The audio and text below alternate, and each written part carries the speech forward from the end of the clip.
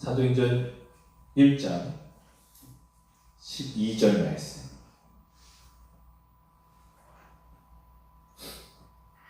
같이 함께 기도하도록, 같이 함께 봉독하도록 하겠습니다. 같이 함께 봉독하겠습니다. 사도행전 1장 12절 말씀 같이 읽습니다. 시작. 제자들이 감람원이라 하는 산으로부터 예루살렘에 돌아오니 이 산은 예루살렘에서 가까워 안식일에 가기 알맞은 길이라. 아멘. 할렐루야. 오늘 금요철에 오신 여러분 한 분 한 분을 예수님의 마음으로 사랑하고 존경하고 축복합니다. 오늘 말씀 함께 나누기 전에 믿음으로 선포했으면 좋겠습니다. 하나님이 나와 함께 하십니다. 하나님이 나에게 말씀하십니다. 하나님이 나를 붙잡고 계십니다. 아멘. 하나님께서 우리 성도님들 한 분 한 분을 붙잡고 계실 것이고 함께하고 계시는 줄 믿습니다. 특별히 하나님께서 오늘 금요철야에 함께하는 귀한 성도님들과 동행하시며 역사하실 줄 믿습니다. 온라인에서 예배하는 성도님들 모두 다 주님께서 함께하실 것이고 오늘 이 밤에 우리의 기도를 들을 줄 믿고 함께 말씀을 붙들고 기도하는 밤이 되기를 소망합니다.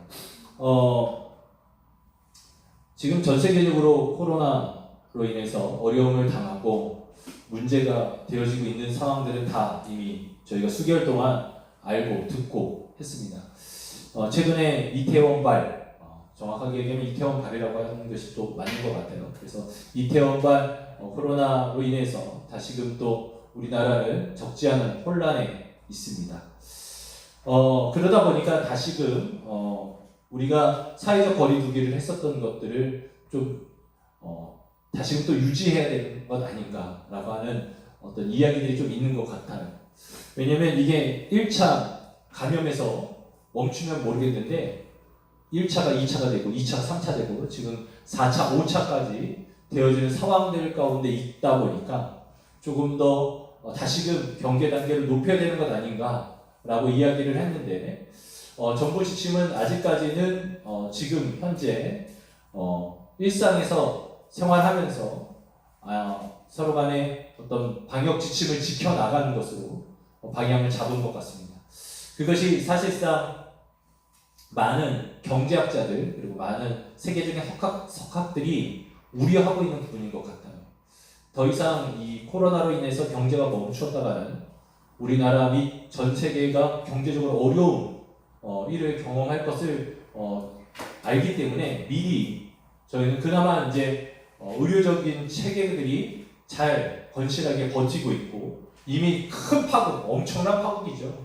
경북과 대구 이번에 다시금 좀 점검해봤는데 거의 한 8,000명 정도, 7,000명 정도가 그쪽 지역에서 나왔으니까 그 지역에 있는 분들을 정말로 한 도에서 한 도시에서 감당했었던 모습들을 보면서 이제 아주 폭발적으로 지금 러시아 같은 경우는 하루에 10,000명 이상이 확진자가 나오고 있는 상황인데 그렇게만 아니면 한번 막아볼 수 있겠다라고 하는 어떤 자신감이 좀 있었던 것 같아요. 그래서 지금 계속해서 그러한 지금 경계 단계를 유지하고 있는 것 같습니다. 이것과 달리 외국 같은 경우는 지금 우리나라가 하고 있는 사회적 거리두기를 계속적으로 지지하면서 이걸 또 사회적 거리두기 하면 되지 않습니까? 근데 굳이 이걸 또 이름을 바꿔가지고 3일이라고 하는 걸로 바꿔서 쓰는 아주 쪼잔하고 아주 그냥 속 답답한 나라가 하나 있어요. 저기 원래 올림픽 하려고 했다가 밀어놨던 어떤 나라인지는 저는 잘 모르겠는데 그런 나라가 있더라고요. 그 나라에서 우리는 사회적 거리두기 그런 표현 쓰지 말고 3일 하자라고 이야기를 했다고 그러더라고요. 첫 번째가 밀폐, 두 번째가 밀집, 세 번째가 밀접 그런 것들을 하지 말자. 그래서 밀폐, 밀집, 밀접 이 산모운동, 3일 산모운동 이렇게 이제 캠페인을 벌이고 있더라고요. 되게 좀 뭔가 좀 우리랑 너무 결이 달라. 그냥 같이 좀 하면 좋을 텐데. 어쨌든 이 3일, 밀폐, 밀집, 밀접 이것이 지금 코로나 상황에서 매우 위험한 것이다 라고 이야기하는 기사를 보면서 야, 밀폐, 밀집, 밀접. 우리도 좀 주의하고, 우리도 다시금 경계해야 되겠다라고 하는 생각이 들었습니다. 특별히 지휘일날 제가 말씀드렸던 것처럼 사실상 이 코로나19가 지금 사회적으로 이슈화 됐었던 어떤 그런 곳, 대표적인 곳이 두 군데 있지 않습니까? 지금 신천지와 지금 이제 이태원 그 클럽. 상당히 밀폐되게 예배드리고, 밀폐되게 몸을 부딪히고 있는 그런 곳. 그리고 아주 사람들이 모여있고, 아주 가까이 그런 곳에 있는 그것 자체가 매우 위험하다라고 지금 이야기를 하고 있는데, 오늘 저는 말씀을 준비를 하면서 신앙생활도 이것과 되게 유사해요. 유사합니다. 사람들이 모여야 하고요. 교회는 사람들이 모여야 하고요. 우리는 또 같이 교제해야 합니다. 그죠? 그리고 같은 공간에 있어야 합니다. 그죠? 그러나 우리 기독교는 그것만 강조하지 않죠. 그죠? 그렇기 때문에 어쩌면 지금까지 여러 가지 위험의 변수들이 있었음에도 불구하고 아주 잘 헤쳐나갔던 것 같고요.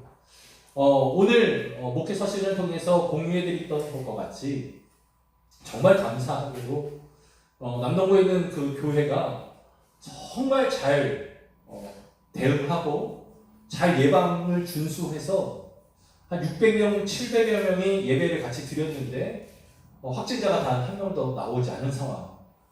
그렇게 하기 위해서 교회가 얼만큼 예배를 했고 준비를 했는지, 그리고 그 가이드라인을 얼마나 잘 준수했는지를 우리는 보면서 그래, 우리만 애쓰고 있는 것이 아니라 대한민국의 많은 교회가 그렇게 애쓰고 있고, 그것을 통해서 다시금 우리가 앞서서 잘 조치를 해줬구나라는 생각을 다시금 갖게 되었습니다. 자, 그러면서 오늘 이제 기도에 대해서 계속적으로 말씀을 나누려고 준비하다가 앞서 말씀드렸던 것처럼 우리도 밀폐된 공간에 모이기도 하고, 외부 사람들이 봤을 때 말이죠. 우리도 밀접한 관계를 맺고 있는데, 사실상 우리는 그리스도의 몸이, 그리고 우리가 그리스도의 지체의 성도들과 사람들 사이에 모이고 함께 대화하고 함께 교제하는 것이 중요한 것이 우리 교회의, 때로는 우리의 예배의 아주 중요한 형태이기도 합니다. 그러나 우리가 늘 잊지 말아야 할 것은 그게 예배는 아니죠. 그죠? 사람을 만나러 나오는 건 예배가 아니잖아요. 그죠? 꼭 같은 공간에 있다고 해서 예배는 아니잖아요. 그죠?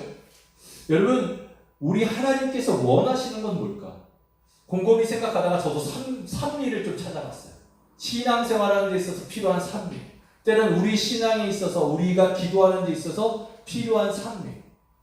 첫 번째는 뭐냐면 친밀이에요. 친밀. 누구와 친밀해야 하는가? 시편 말씀 한번 찾아봤으면 좋겠습니다. 구약성경 시편 25편. 구약성경 시편 25편.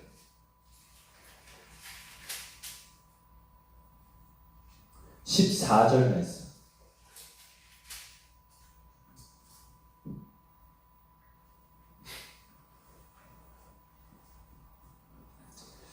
구약성경 819페이지에 있습니다. 구약성경 819페이지 시편 25편 14절 말씀 같이 함께 읽도록 하겠습니다. 온라인으로 예배하시는 분들도 다 읽으셔야 됩니다. 함께 읽습니다. 시작! 여호와의 친밀하심이 그를 경외하는 자들에게 있으며 그의 언약을 그들에게 보이시리로다. 아멘. 여러분, 우리가 신앙생활하고 기도하는 데 있어서 가장 중요한 것 중에 하나는 뭐냐면 하나님과의 친밀감인 거예요. 우리가 성도들과의 친밀함도 중요하지만 더 우선시 되어지는 것은 무엇입니까? 하나님과의 친밀감이에요. 그런데 그것을 누가 원하시냐면 하나님이 너무 원하신다는 거예요. 그리고 하나님께서 먼저 다가오신다는 거죠. 오늘 말씀에도 여호와의 친밀하심이 누구에게 있어요? 그를 경외하는 자들에게 있다는 거예요. 오늘 이 밤에 함께 기도할 때에 여호와의 친밀함을 경험할 수 있는 밤이 되기를 소망합니다. 하나님이 나와 함께 하시는구나. 하나님께서 내 마음을 아시는구나. 나의 형편과 나의 상황을 다 아시는구나. 그것들에 대하여서 하나님께서 어떻게 역사하실 것인가. 그것들을 좀 기대하는 밤이었으면 좋겠어요. 하나님께서 우리에게 친밀하게 다가오십니다. 언제요? 우리가 하나님 경외할 때. 하나님을 인정하고 하나님의 앞에 그분을 높일 때에 그분은 우리에게 친밀하게 다가오신다는 거예요. 오늘 이 밤이 정말 친밀한 밤이 되었으면 좋겠어요. 그리고 또 하나, 우리가 어떻게 기도해야 할까? 한번 따라해 보겠습니다. 세밀하게. 어떻게 해요? 세밀하게. 베드로전서 4장 7절이에요. 신약성경 베드로전서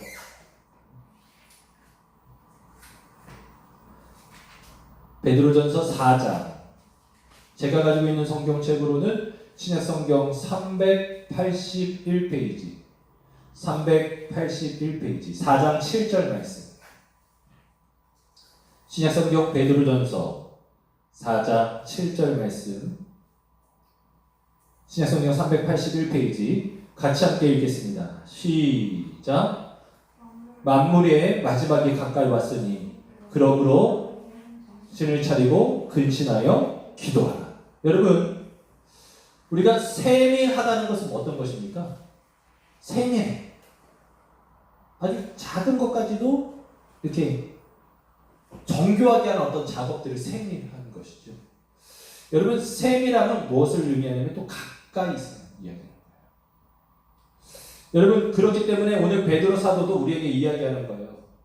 우리에게 가까이 다가오시기 때문에 어떻게 하라는 거예요? 너희는 정신 차리고 근신하여 기도하라는 거예요. 우리 하나님께서 친밀하게 우리에게 다가오실 때에 여러분, 하나님께서 가까이 오실 때마다 우리는 그것도 너무너무 좋아요. 너무너무나 행복해요. 그러나 오늘 베드로 사도는 그렇게 이야기하는 거예요. 가까이 오기 때문에 우리는 더욱더 정신 차리고 근심해야 된다. 왜 그럴까요? 우리 하나님이 다가오시는 이유는 우리를 혼내기 위해서 다가오시는 겁니까? 우리 하나님의 자녀인 우리를 고통을 주기 위해서 다가오시는 겁니까? 아니에요. 우리 하나님은 여러분을 사랑하시고 여러분을 용납하시는 분이세요. 그럼 왜 베드로는 이렇게 이야기할까요? 이때가 될수록 뭐 하기 때문에? 원수가 우리를 흔들기 때문에. 이러한 때가 될수록 우리가 주님을 바라보지 못하게 하기 때문이에요. 주님이 가까이 올수록 우리는 주님께 집중해야 하는데 원수가 자꾸 앞뒤 좌우 아래 위에서 우리를 미혹하고 있기 때문인 거예요. 그래서 우리는 정말로 주님께서 우리에게 가까이 올 때마다 그 여호와의 세밀하심을 경험할 때마다 어떻게 우리는 정신 차리고 근신하고 깨어 있어야 된다는 거예요. 주일날 말씀드렸어요. 우리가 하나님과 관계에서 은혜 받고 있을 때, 하나님과 친밀해지고 주님과 가까이 있을 때 꼭 기억해야 된다. 뭘 기억해야 되냐면 우리가 주님보다 앞서려고 할 때가 많다. 그래서 우리가 주님한테 무언가 더 해드리려고 무언가 액션을 취할 때 그때 주의해야 된다는 거예요. 여러분, 이 말씀을 오해하지 마세요. 주님께 무언가 드리려고 하는 그 마음, 주님 앞에 무언가 헌신하고자 하는 그 마음 귀한 거예요. 소중한 겁니다. 교회를 이끌어가고 교회를 운영하고 때로는 하나님의 나라를 위해서 누군가가 헌신하고 수고하고 애쓸 필요가 있어요. 그런데 그러한 상황 가운데에 여러분 놓치지 말아야 될 것은 하나님보다 앞서서는 안 돼요. 하나님의 마음, 하나님의 뜻, 하나님의 생각은 배제하고 내 마음만 앞서서는 안 되는 거예요. 여러분 꼭 기억하십시오. 저도 그렇게 넘어질 때가 많았어요. 주님하고 친밀한 관계에 있다가 보니까 그것이 하나님의 뜻이라고 나 스스로 교만이, 자만이 행할 때가 있었어요. 여러분 꼭 기억하실 것은 주님 앞에 헌신하고 수고하는 건 너무나 중요한 일이에요. 그런데 우리가 가까이 있으면 가까이 있을수록 여러분 우리가 이 원수마귀가 우리에게 다양한 생각들을 준단 말이에요. 그래서 내가 친밀하니까 하나님 안에 있으니까 이게 하나님의 생각일 거야 라고 더 우리가 분별하지 못할 때가 많이 있어요. 그렇기 때문에 그럴 때이면 그럴 때일수록 어떻게 하라는 거예요? 베드로 사도는 정신을 차리고 근신하며 기도하라는 거예요. 여러분 기억하십시오. 여러분 우리가 지금 주님하고 친밀하십니까? 여러분 주님하고 친밀한 관계를 유지하고 계십니까? 그때일수록 원수마귀는 더 여러분들을 현혹할 거예요. 더 못 보게 흔들어낼 거예요. 여러분 기억하시길 바랍니다. 마지막으로 우리 하나님께서 기도할 때 원하시는 또 다른 일이 있어요. 그게 뭐냐면 은밀하게. 여러분 아시는 거죠? 마태복음 6장 6절 이걸 찾지 않겠습니다. 제가 읽어드릴게요. 너는 기도할 때에 내 골방에 들어가 문을 닫고 은밀한 중에 계신 내 아버지께 기도하라. 은밀한 중에 보시는 내 아버지께서 갚으시리라 라고 기록하고 있어요. 여러분 제가 이 말씀을 참 많이 설교했었는데 여러분 우리 하나님께서 우리한테 이 은밀이 좀 그렇게 좋은 뉘앙스가 아니야. 그죠? 근데 여러분 이 말씀의 배경을 알면 그렇지 않다라고 말씀을 드렸어요. 우리 예수님께서는 바리새인과 달리 어떻게 기도하라는 거예요? 사람들한테 보이는 것이 아니라 문을 닫고 골방에서 하나님을 바라보면서 기도하라는 거예요.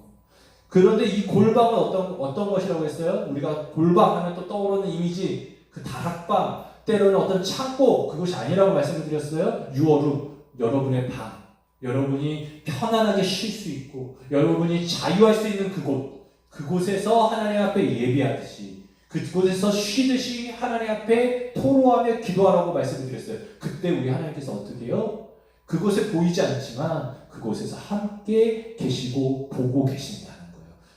여러분 그것을 기억하셨으면 좋겠어요. 그래서 우리가 하나님 앞에 기도할 때 하나님 앞에 가까이 나갈 때 친밀, 세밀, 은밀 이것을 가지고 하나님 앞에 나아가는 밤이 되기를 예수님의 이름으로 축원합니다. 자, 오늘 본문 말씀으로 돌아갈게요.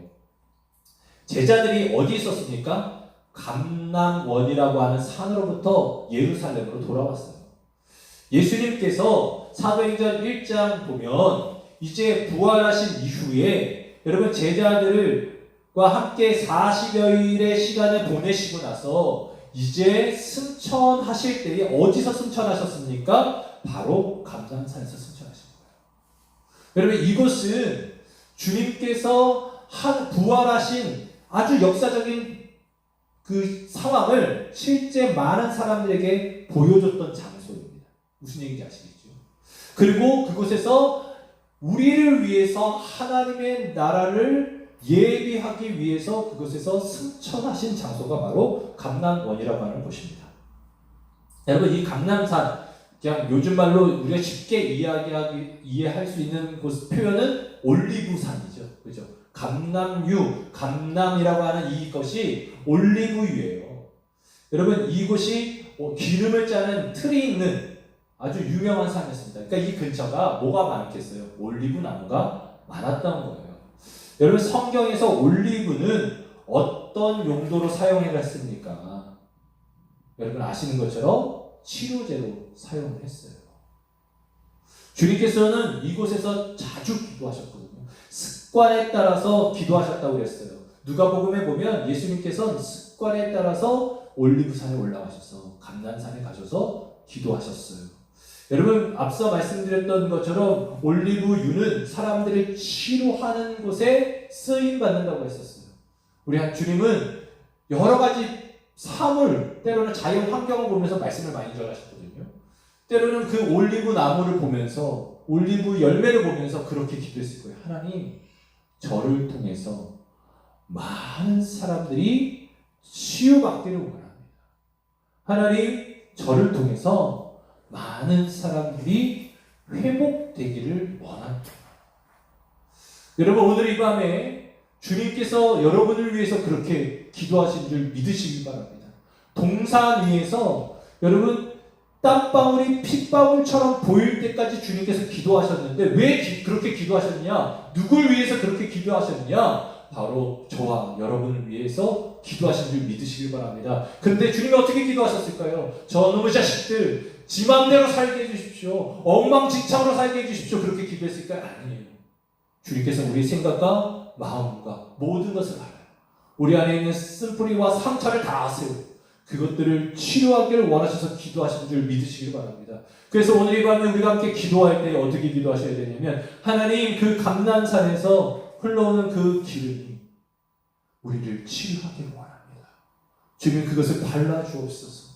그래서 우리가 회복되어지기를 원합니다 라고 기도할 수 있는 날이 되기를 소망합니다. 두 번째, 여러분 이 올리브유는 언제 씁니까? 기름 부을 때. 즉 사람을 세울 때. 특별히 누구를 기름 붓습니까? 여러분, 제사장, 왕, 선지자. 다시 한번 말씀드릴게요. 제사장, 왕, 선지자를 세울 때 기름을 붓는단 말이에요. 그걸 뭐라고 그러는 거예요? 그리스도라는 거예요. 기름 부음 받는 자. 여러분, 저는 소망하는 것은 오늘 이 밤에 하나님의 기름이 오늘 우리 가운데 흘러올 때에 사람을 세우고자 기름을 부으시기를 소망하는 거예요. 그래서 때로 오늘 예배하는 가운데, 때로는 기도하는 가운데 하나님의 기름은 부음을 받아서 어떻게 해요? 하나님의 사람으로서, 하나님의 일꾼으로서, 하나님의 귀한 성도로서 세워지는 밤이 되어지기를 소망합니다. 그래서 예수님께서 기름 부음 받으실 때에 그에게 주셨던 그 하나님의 사명이 우리에게도 있기를 소망하는 거예요. 하나님의 부르심이 오늘 이 밤에 기도할 때에 깨달아졌으면 좋겠어요. 혹여나 비전이었고 때로는 앞으로 무엇을 해야 될지 고민이고 염려가 되는 분들은 오늘 이 밤에 기도하시길 바랍니다. 주님께서 그 기름을 부으시면서 안수하실 때에 하나님께서 여러분에게 허락하시는, 여러분을 통해서 원하시는 그 비전과 그 꿈이 이루어질 줄 믿으시길 바랍니다. 그리고 마지막으로 여러분, 이 올리브의 의미는 무엇이냐면 평화, 때로는 회복의 의미가 있어요. 여러분 다 아시는 것처럼 창세기에 보면 노아의 홍수가 있죠. 그래서 약 1년 동안 방주에 머무릅니다. 그렇기 때문에 여러분, 노아가 그 밀폐된 공간에서 동물들과 막 정말 정신없는 시간들을 보내다가 이게 물이 좀 빠진 것 같기도 해요. 비가 멈췄으니까. 그럼 이제 우리는 언제 나갈 수 있을까 고민하다가 새를 내버리잖아요. 그때 비둘기가 물고 온 게 뭐예요? 올리브 나무 잎이었어요. 이해되십니까? 감람나무 잎이었다고요. 여러분, 그것을 통해서 노아는 알았어요. 아, 이제 물이 빠지고 새로운 생명이 움트고 있구나. 그래서 바로 나가지 않습니다. 기다렸다가 한참 있다가 나가요. 노아가 지혜로운 사람이에요. 자, 어찌됐든 여러분, 비둘기가 물고 온 이 올리브 나무까지 남은 이것은 하나님께서 다시금 기회를 주시는 거예요. 다시금 용서하시고 다시금 회복시켜줬다고 하는 의미인 거예요. 예수님께서 기도하실 때에 여러분, 오늘 우리를 위해서 기도했다고 말씀을 드렸잖아요. 여러분, 그때 우리에게 주시는 아주 놀라운 은혜는 뭐냐면 기회를 주시겠다는 거예요. 다시금 시작할 수 있는 은혜를 주시겠다는 거예요. 특별히 지금 이 감난산에 있었던 제자들은 어떤 상황이었어요? 예수님 돌아가시던 그날 밤에 다 주님 배신하던 날이었다니까요. 자들이었다니까요. 그런데 다시금 그들을 감난산에서 예수님이 돌아가시기 전에, 붙잡히시기 전에 여기서 기도하고 여기서 붙잡혀서 가셨잖아요. 여기서 제자들이 도망갔었던 장소라고요. 다시금 불렀어요. 너 이제 안 도망갈 수 있겠냐? 너 이제 나를 위해서 진짜 죽을 수 있겠냐? 칼 쓰지 않고 주의 복음을 증거하고 주의 말씀을 증거할 수 있겠냐? 라고 말씀하고 있는 것이죠. 여러분, 그곳에서 다시금 그들은 어떻게 됐어요? 회복되어졌어요. 여러분, 저는 오늘 이 밤에 우리가 잃어버린 하나님의 형상, 우리가 분명하게 가져야 할 하나님의 모습, 그리고 성품, 성령의 열매가 회복되는 밤이 되어지기를 원하는 거죠. 그러면서 마지막으로 제가 이제 말씀 준비하다가 이게 딱 떠올라서 그냥 이건 첨언으로 들어가는 건데, 누가복음 21장에 보면 21장 37절 말씀을 보면 예수께서 낮에는 성전에서 가르치시고 밤에는 나가 감람원이라 하는 산에서 쉬시니. 여러분, 주님은요 그 자리가 쉼의 자리였어요. 감람원에 가가지고 사역하다가 지쳤을 때 쉬시는 자리였어요. 여러분, 기도의 자리가 쉬는 자리예요. 여러분, 일상이 힘들고 어렵고 복잡하고 여러분 뭔가 잘 안 될 때, 낭망될 때, 낙심될 때 기도의 자리에 쉼을 얻기를 소망합니다. 기도의 자리에서 쉼을 얻기를 소망합니다.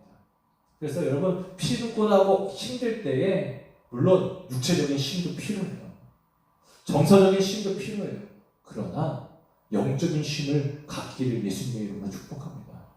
그래야 여러분 새 힘을 얻는 거예요. 좋은 것 드시는 거 추천드려요. 우리 또 나중에 함께 교제하면서 좋고 맛있는 거 많이 먹자고요. 때로는 정서적으로 즐거운 시간을 보내면서 회복도 되어 붙이자고요. 그러나 여러분 이런 거 다 해도 영적인 힘이 없으면 늘 우리는 갈급한 상황, 가란 상황을 살아가게 됩니다. 여러분 저는 소망하는 것은 오늘 이 시간 기도할 때에 여러분의 자리, 여러분이 지금 기도하고 있는 그 현장이 이 제자들이 주님을 만나고 왔었던 이 감람산이라고 생각하세요. 그리고 기도하시자고요.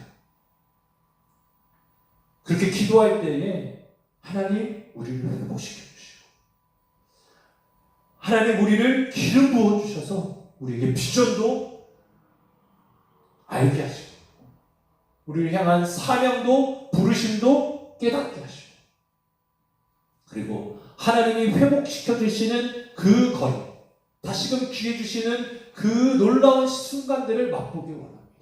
그리고 정말 좀 버다운돼서 낙심하고 완전히 포기하고 있는 그들이 있다고 한다면 주님 품 안에서 또 힘을 얻는 시간이 될 수 있기를 예수님의 이름으로 축원합니다.